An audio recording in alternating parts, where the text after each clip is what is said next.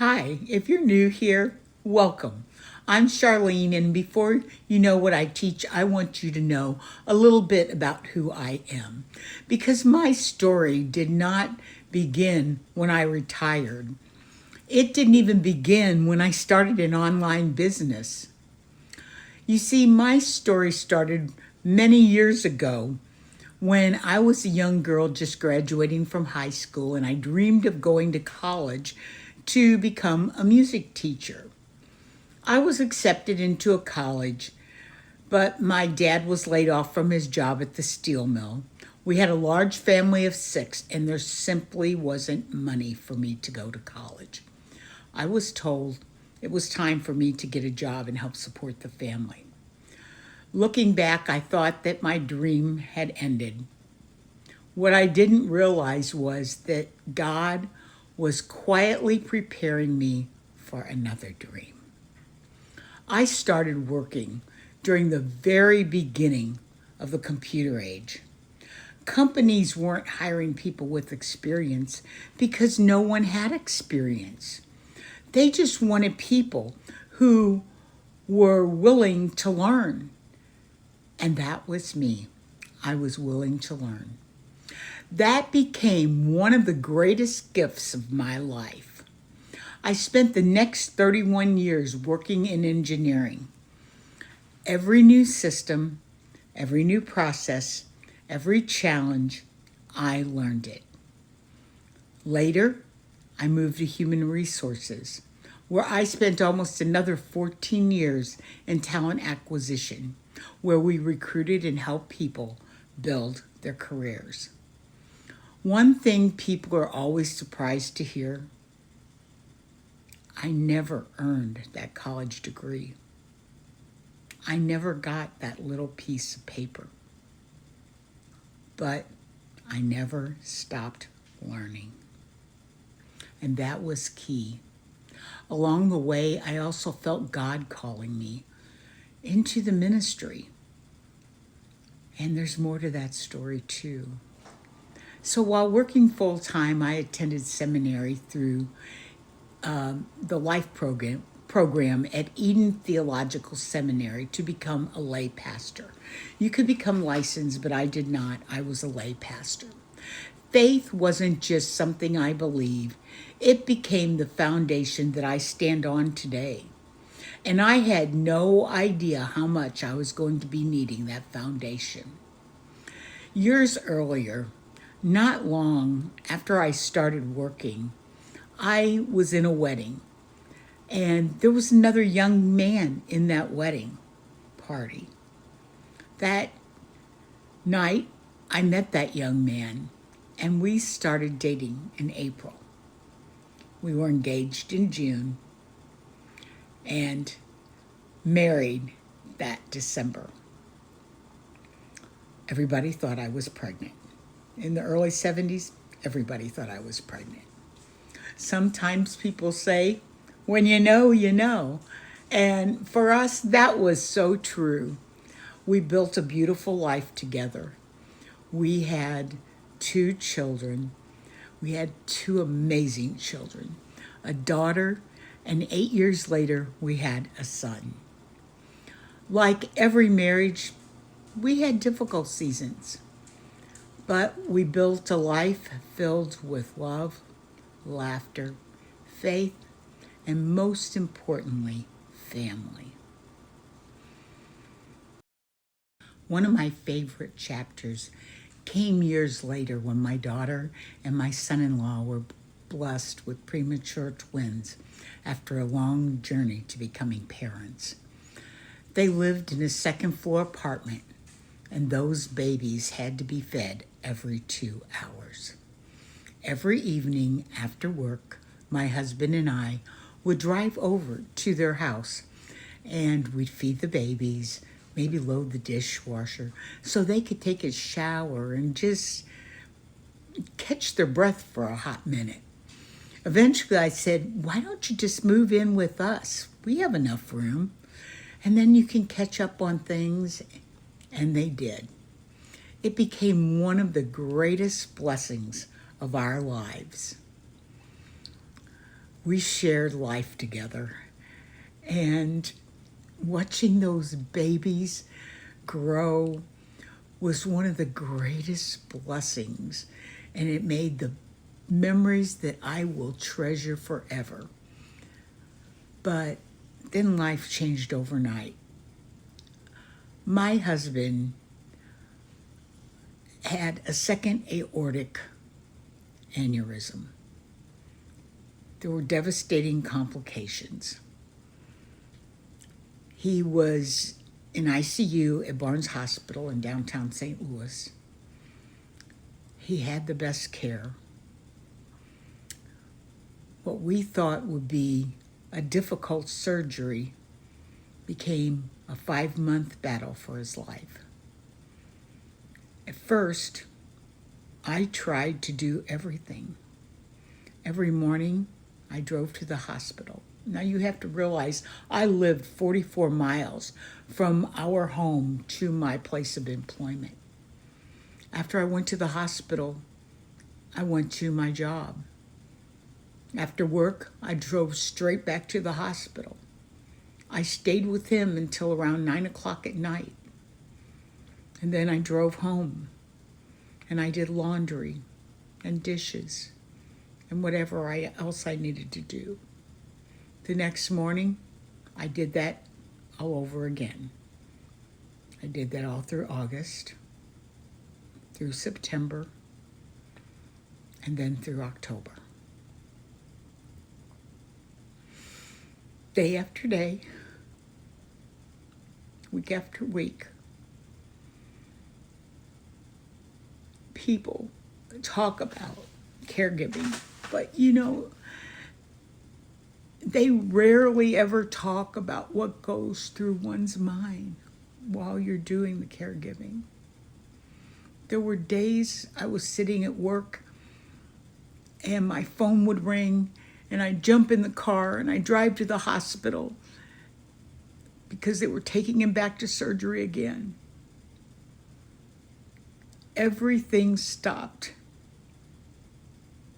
I rushed to the hospital, not knowing what I was going to be finding.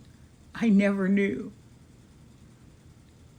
One thing I do want to bring up is that the first night after his surgery, there's something I will never forget.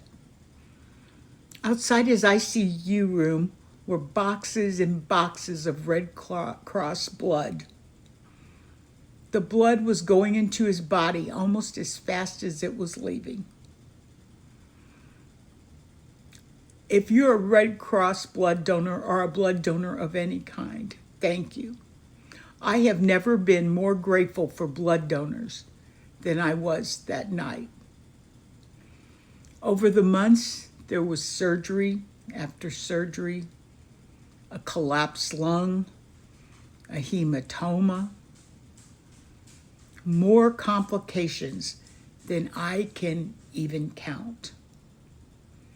And through all of this, he never complained. He never complained. His faith never wavered.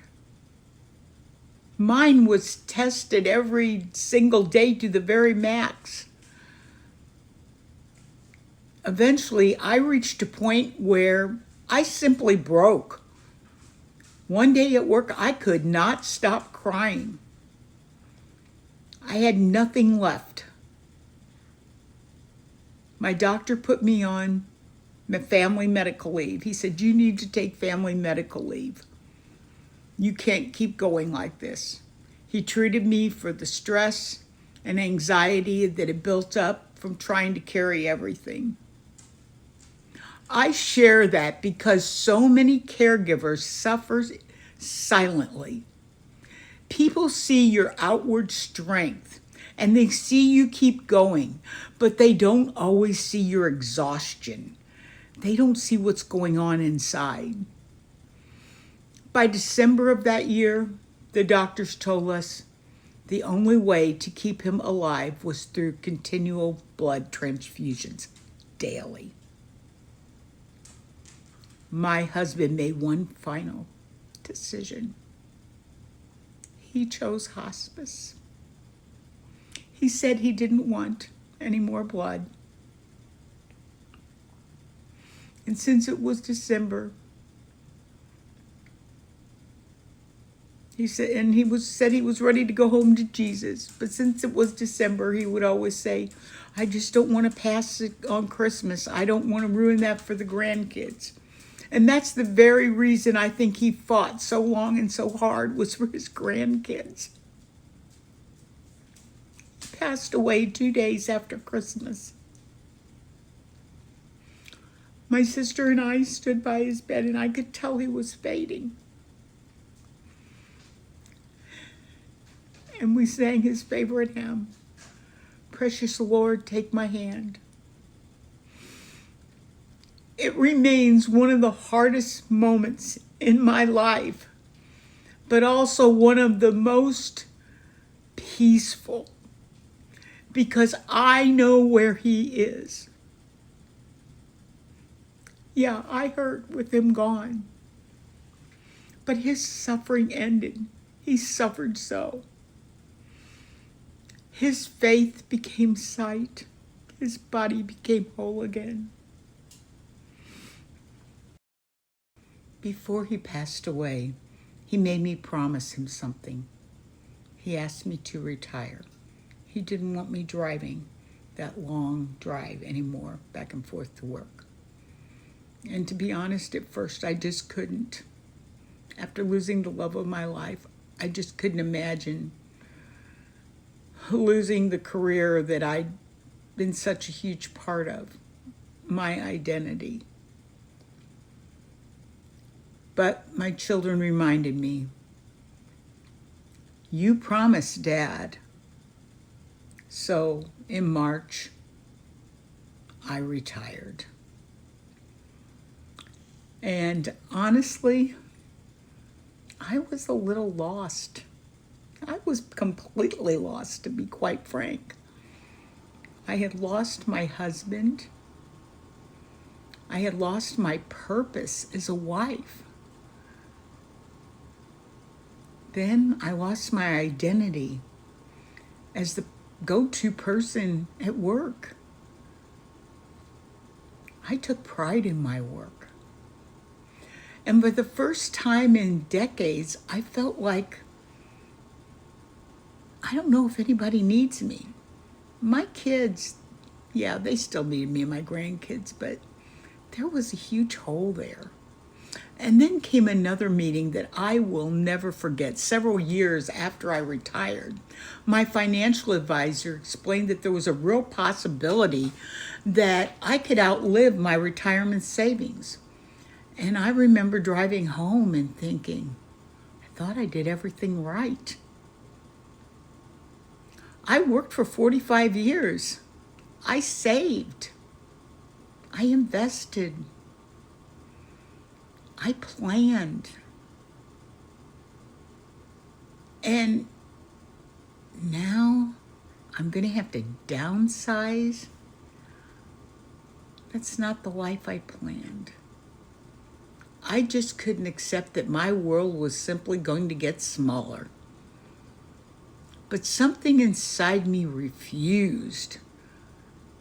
I wasn't ready to stop growing. And I wasn't ready to give up all the nice things I've worked for. I wasn't ready to stop serving people. And I certainly wasn't ready to stop learning. So, at 68 years old, I became a student all over again. And I learned digital marketing. I learned AI. I can build you a website. I learned how to do that on Go iLevel. And I learned more about mindset and social media. I learned a lot about online business because, sometimes a 9 to 5 is not in your dreams anymore. And it's not because I wanted another job, but because I wanted another chance. And around the same time, I had another decision to make. I was selling my house. My husband and I had dreamed of going to Florida. I could not take care of where we lived. We had even picked out a condo. I have a picture of my husband sitting on the beach in front of that condo on my dresser today.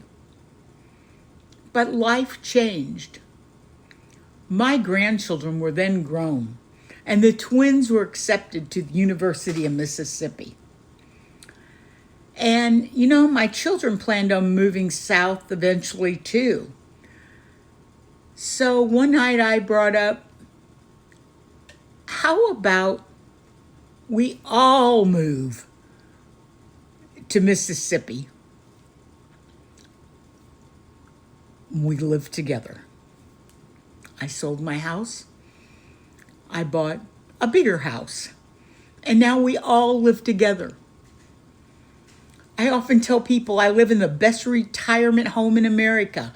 My daughter's one kick-ass cook. And I'm surrounded by family every day. I have young people. They keep me young. I learn from them. Some things I probably shouldn't learn. And guess what? They learn from me. So we all do life together. Sometimes I tell people I just live in a frat house because there's 3 college kids here. Well, looking back, I can see that every chapter prepared me for this one. The young girl who couldn't afford to go to college never stopped learning. Engineering taught me how to solve problems. And human resources taught me how to believe in people. But my faith, my ministry taught me how to trust God. Caregiving taught me compassion. Everything that happened in my life taught me something. Grief taught me resilience. And retirement taught me that purpose doesn't retire. Today, my mission is simple. I want retirees, and really anyone who feels like life has just passed them by, to know this. You're not too old. You're not too late. Your experience still matters. Your story still has power. And your best chapter may still be waiting to be written. Because if my life has taught me anything, it's that God isn't finished with us just because we reach retirement. He's often just getting started. So, if you're wondering whether it's too late to reinvest in yourself, take it from a 71-year-old widow who started over. It isn't. Welcome to my journey. I'd love for you to come along with me because I'm retired, but I'm definitely not finished yet. And neither are you.